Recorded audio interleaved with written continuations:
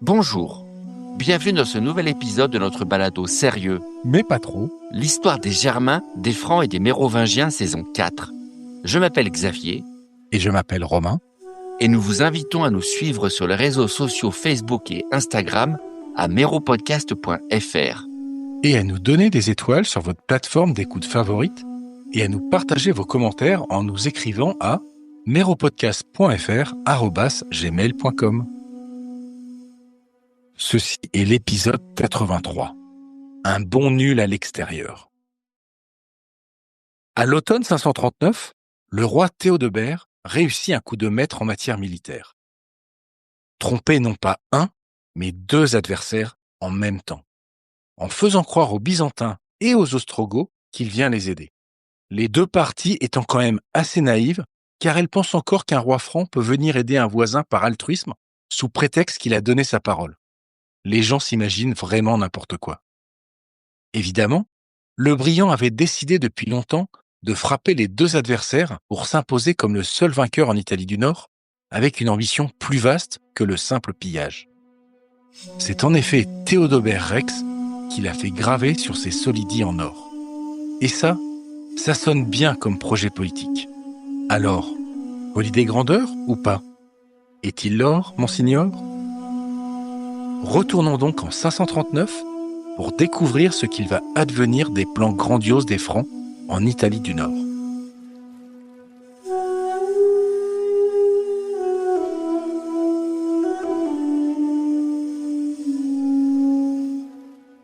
Pourquoi Théodebert aurait-il dû douter de sa bonne étoile à l'été 539, après sa percée à Pavie, suivie de sa campagne d'invasion de la Ligurie et de la Romagne?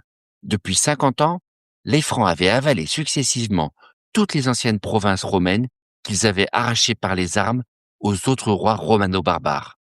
Alors, pourquoi pas le nord de l'Italie, voire l'Italie tout court? De toute façon, les Ostrogoths en 539 ne sont plus que l'ombre de la grande puissance qu'ils ont été, incapables de retourner la situation militaire désastreuse dans laquelle ils se sont enfoncés depuis 4 ans déjà. Quant aux Byzantins, Théodebert ne peut pas croire qu'il compte sérieusement reprendre le contrôle direct d'une province si lointaine et autonome depuis des décennies. L'Italie, comme l'Ouest en général, n'ont plus été dirigés réellement par Constantinople depuis Théodose en 394, et l'empereur d'Orient a toujours dû faire avec un co-empereur, un généralissime barbare ou un souverain délégué depuis ce temps-là. Et comme la guerre avec les Sassanides en Perse est une nouvelle fois sur le point de se rallumer, Théodebert imagine qu'il a toutes les cartes en main pour s'imposer comme le nouvel homme fort de l'Italie. Quitte à insister un peu, la Francisque à la main s'il le faut. En attendant, le brillant exploite son avantage durant l'été 539.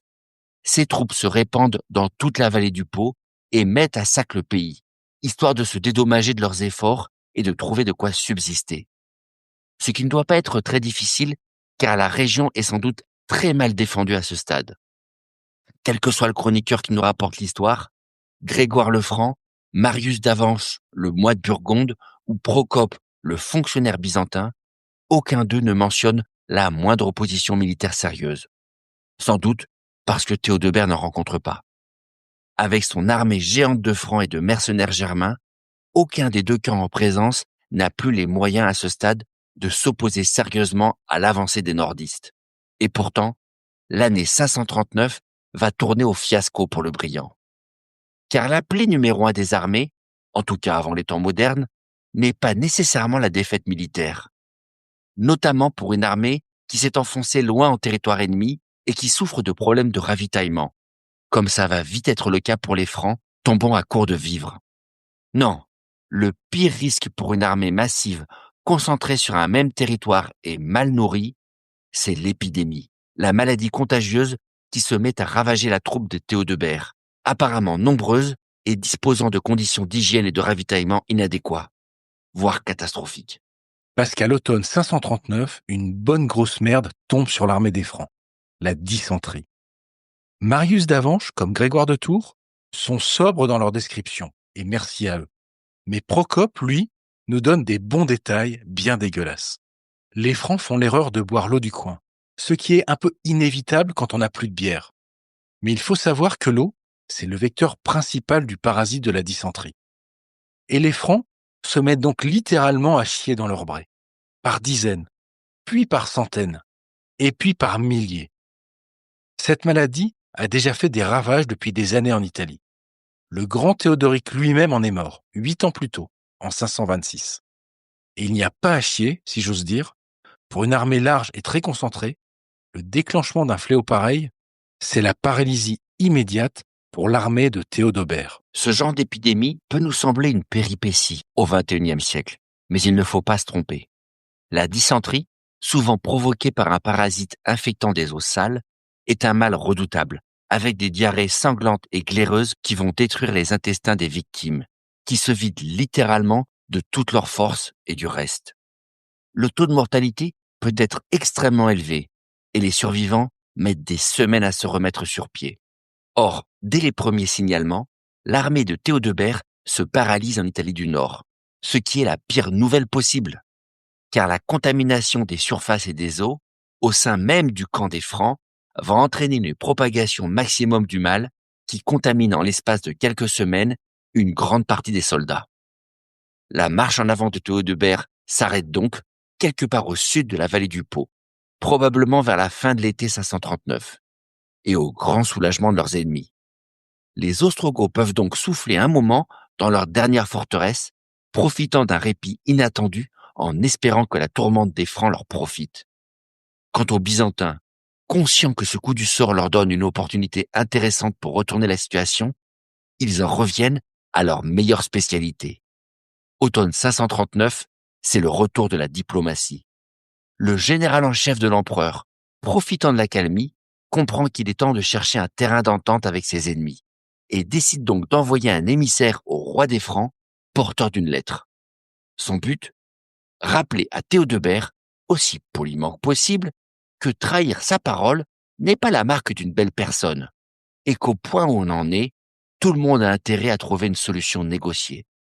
Alors, il est difficile de savoir si la lettre que rapporte Procope est authentique ou si c'est une reconstruction a posteriori, mais l'homme était dans l'état-major byzantin en Italie à ce moment-là, donc on peut plutôt lui faire confiance.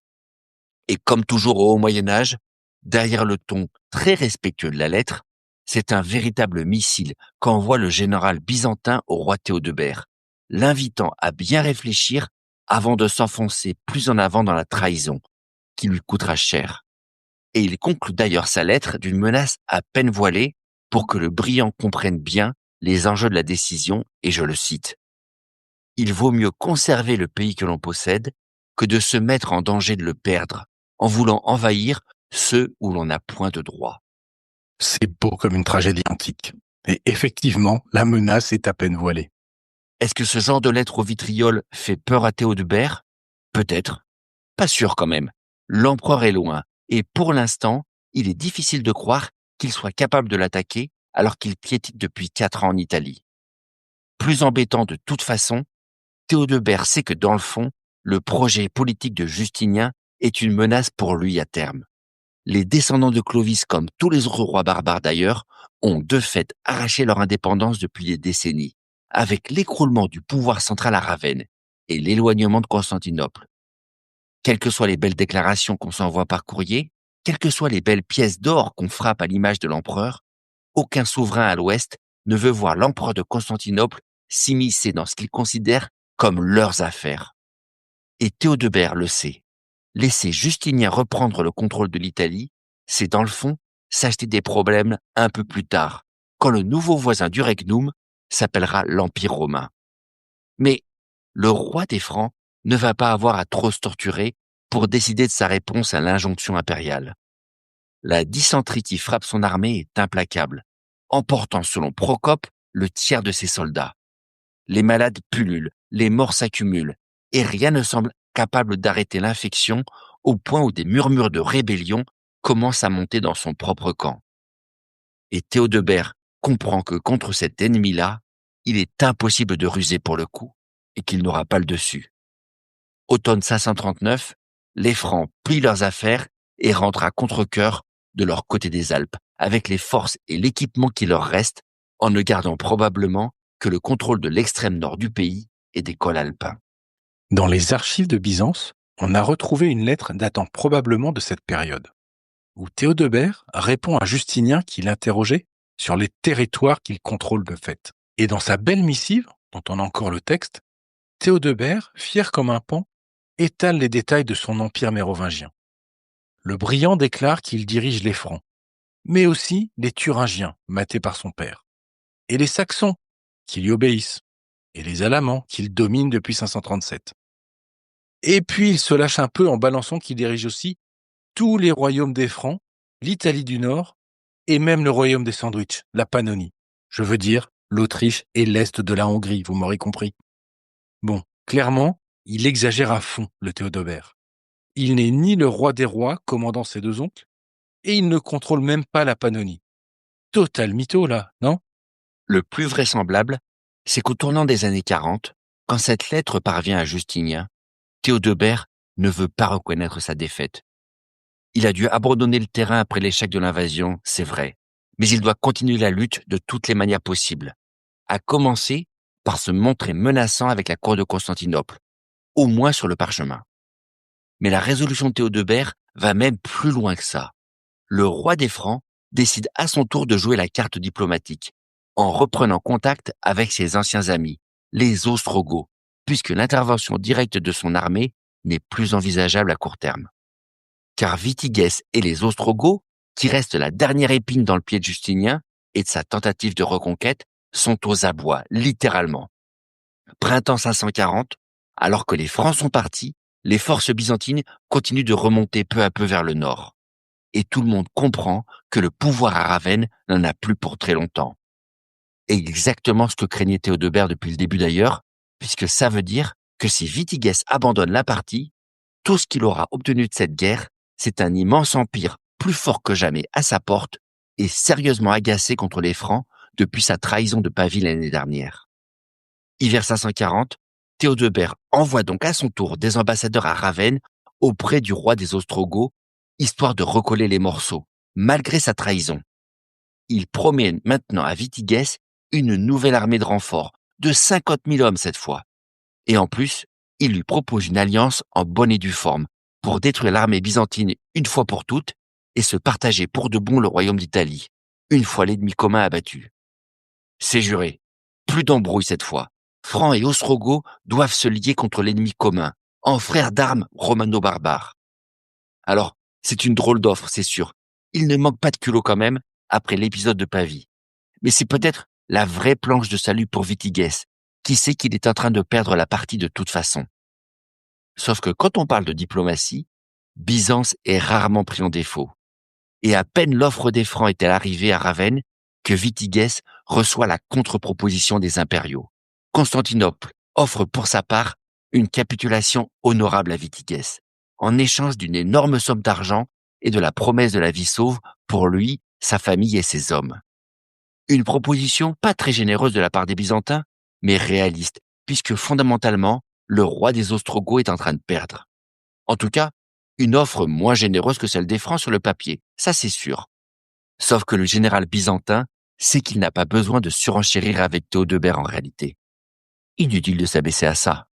Il lui suffit juste de rappeler à Vitiges la dernière fourberie des Francs à Pavie l'année précédente et de ridiculiser l'offre du brillant en dénonçant son insincérité et la nullité de toutes ses promesses.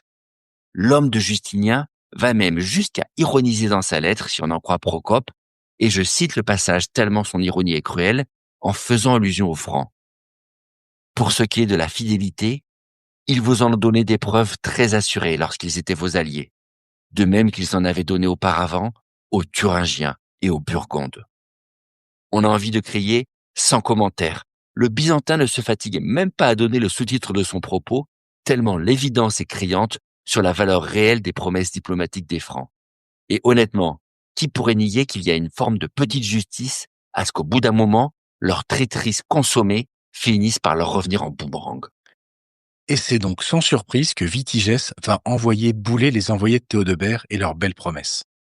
Le roi des Ostrogoths préfère encore accepter un deal de merde en se rendant à ses pires ennemis que de dealer avec les Francs. Les Byzantins, pour le coup, respecteront leurs paroles. Et l'Ostrogoth finira sa vie dans un exil doré à Constantinople, bombardé d'or et nommé Patrice. La quasi-totalité est donc repassée sous contrôle byzantin.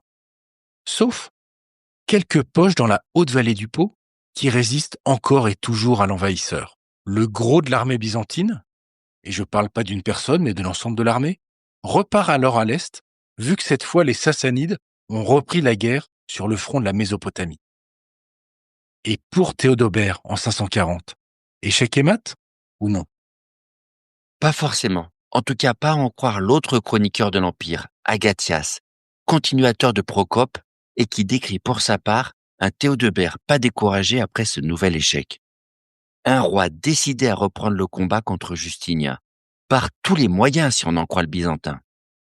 Alors, on n'a pas de preuve que le brillant a lancé une contre-offensive franque été 540. Ça semble assez peu probable vu la catastrophe de l'année précédente.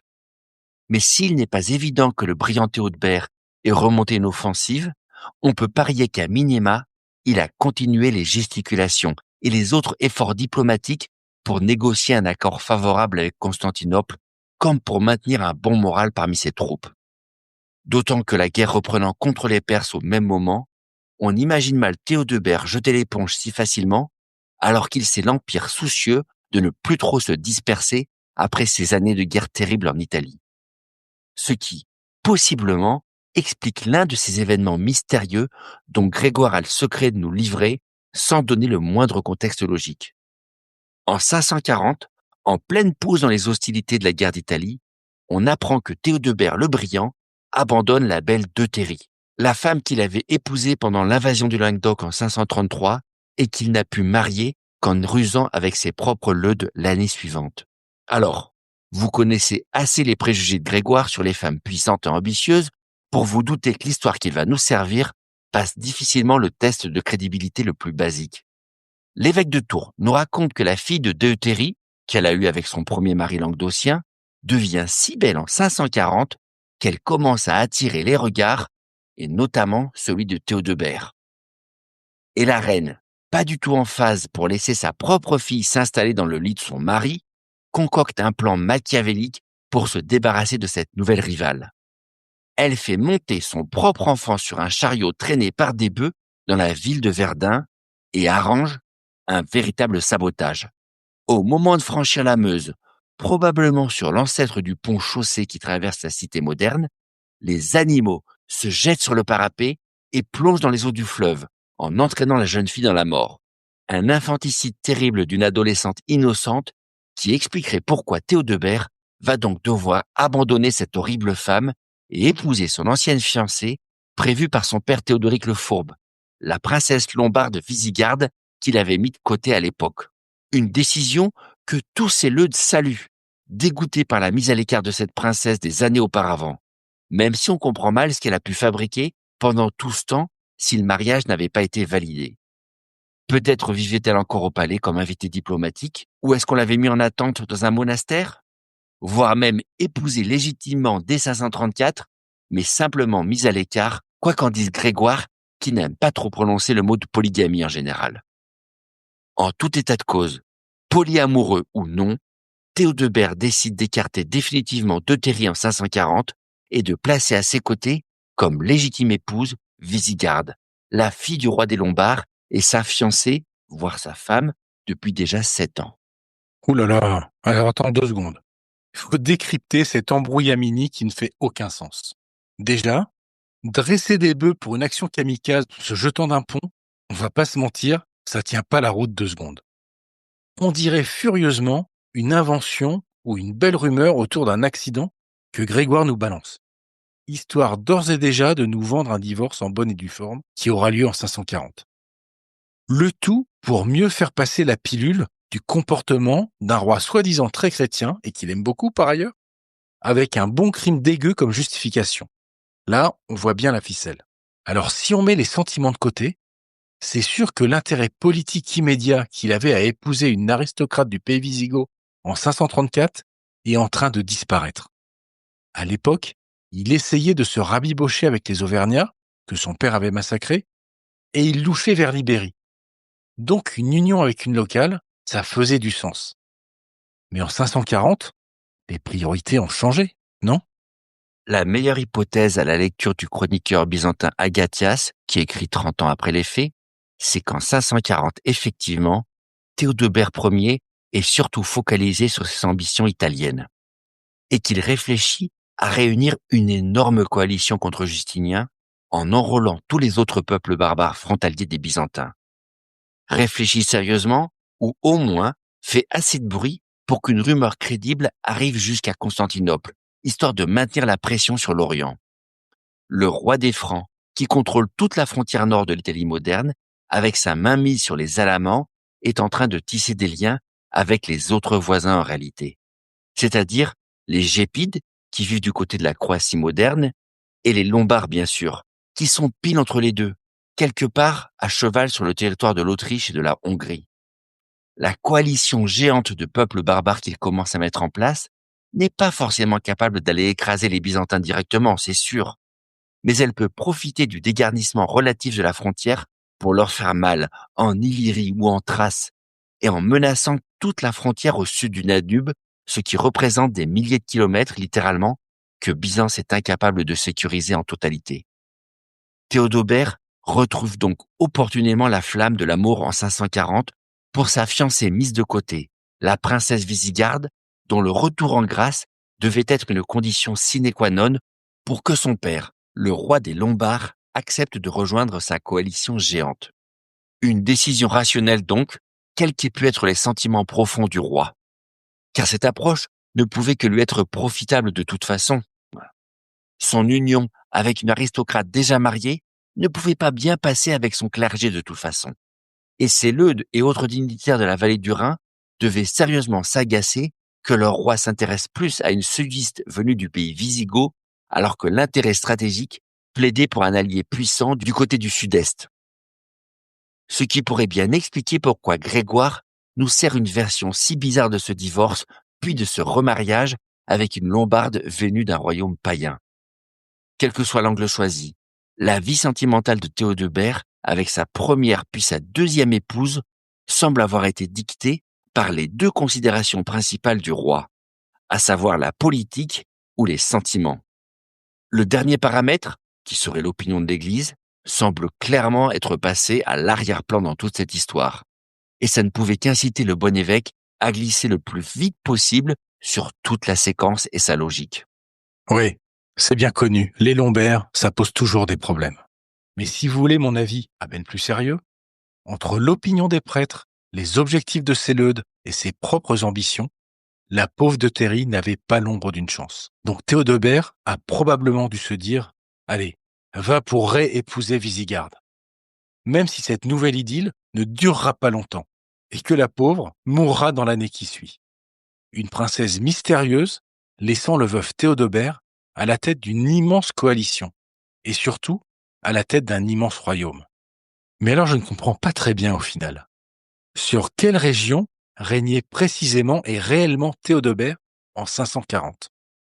On a l'impression, si on l'écoute, qu'il est devenu le maître de la moitié de l'Europe de l'Ouest en faisant passer ses oncles pour ses sujets et en s'alliant avec 2 ou 3 plus grands royaumes barbares d'Europe centrale. Sans compter qu'il se prétend maître des Thuringiens, des Saxons et des Alamans. C'est Charlemagne avant l'heure, quoi. Alors non, pas tout à fait quand même. Mais au-delà de l'exagération diplomatique pour impressionner Justinien, avec des coalitions monstrueuses ou des territoires immenses, c'est vrai que le territoire contrôlé par Théodebert doit effectivement relier la Méditerranée à la Baltique, couvrant une bonne partie de l'Allemagne de l'Ouest à ce stade, en plus de l'Est de la France moderne, de l'Auvergne et d'une partie de la Provence. Mais il faut rester prudent sur ce qu'on entend par le mot royaume dans ce contexte, vu que c'est une réalité un peu différente de ce qu'on imagine sans doute à Byzance ou ailleurs. Alors clairement, il doit bien avoir en main le cœur de son royaume, qui se situe entre la Meuse et le Rhin, avec les anciennes cités romaines disposant d'un évêque comme Cologne, Trèves, Reims ou Verdun. Un ensemble de territoires parfaitement contrôlés par son administration et qui y déploie les formes habituelles de la domination franque. les leutes qui entourent le roi, les graffions qui représentent le souverain dans les cités, des impôts prélevés par des officiers rattachés au pouvoir, et la loi salique évidemment, avec ses juges et ses sanctions bizarres. Mais dès qu'on s'éloigne du cœur du pays, la réalité est sans doute plus contrastée. D'abord, les terres romanisées du Sud ont gardé leur propre organisation à la romaine, qu'aucun souverain n'a voulu casser puisqu'elle fonctionnait. Les titres sont toujours romains, avec des commesses à la tête des cités ou des patrices, titres prestigieux qui ne se trouvent qu'en Provence ou en Burgondie, où leurs anciennes lois s'appliquent toujours d'ailleurs. Et c'est exactement la même chose pour les territoires germaniques conquis. Plus on s'éloigne du centre romanisé, plus ces territoires semblent disposer d'une forme d'organisation autonome. Ces terres gardent d'ailleurs leur culture barbare, voire leur paganisme pour les territoires de l'Est, et conservent aussi des dirigeants semi-indépendants, qu'on les appelle dux s'ils sont installés par le pouvoir franc, ou même rois pour les territoires les moins soumis. Exactement le modèle qui a dû se mettre en place avec les Alamans ou les Saxons, vaincus ou absorbés par la puissance franque sans se faire coloniser à proprement parler. Avec cette même logique qu'il vaut mieux garder des territoires organisés de leur propre manière sous contrôle que de tenter d'imposer par la force un modèle purement franc qui n'a jamais existé de toute façon. C'est sans doute moins propre et net que le vieil empire romain, capable de dérouler uniformément son administration, son architecture et ses lois à travers tout l'empire.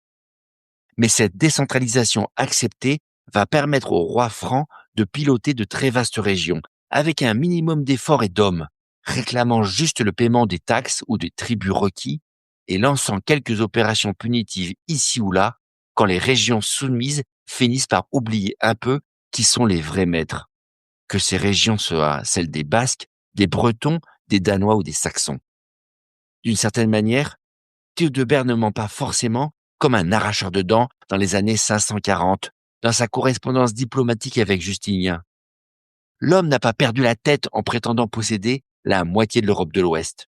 Dans son esprit, c'est un peu vrai si on ne considère pas seulement les territoires qu'il possède directement, mais aussi ceux sur lesquels il a un vague contrôle ou dispose d'une vague reconnaissance. Un pouvoir qui peut être utilement dégainé pour tenter de faire reculer l'Empire et ses intentions hégémoniques.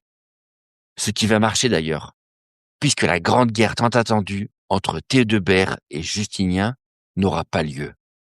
Soit que l'alliance avec les Lombards et les Guépides ne s'est jamais faite et que Théodebert n'a pas pu aller au bout de ses ambitions, soit que ce n'était qu'une opération de communication pour faire peur aux Byzantins et qu'il n'a jamais voulu se lancer dans une entreprise pareille. Le franc n'envahira donc pas l'Illyrie et les Byzantins auront mieux à faire que de s'occuper de lui.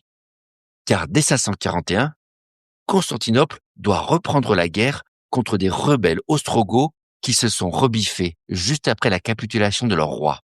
Et en plus, les hostilités contre les Sassanides reprennent à l'est. Francs et Byzantins décident donc qu'il est urgent de ne rien faire d'autre que de s'envoyer des lettres plus ou moins amicales à ce stade.